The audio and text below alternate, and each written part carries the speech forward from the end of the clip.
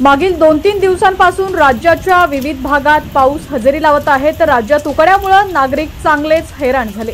पावसामुळे नागरिकांना काही अंशी आता दिलासा मिळालेला आहे।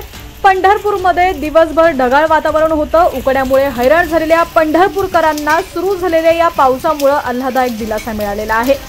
तसंच अचानक आलेल्या पावसामुळे शहरातील नागरिकांची देखील चांगलीच तारांबळ उडाल्याचं चित्र दिसून आलंय।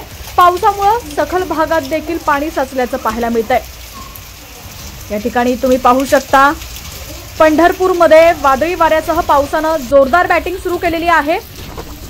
रोहिणी नक्षत्र हे जवळ आलं असल्याने पंढरपूरमध्ये या पावसाने आपली चांगलीच हजेरी लावल्याचं चित्र पाहायला मिळतंय। दरम्यान हवामान विभागाने वर्तवलेल्या अंदाजानुसार सोलापूर जिल्ह्यातील विविध तालुक्यात या अवकाळी पावसाने तसंच पूर्व मोसमी पावसाने आपली हजेरी लावल्याचं चित्र पाहायला मिळत आहे।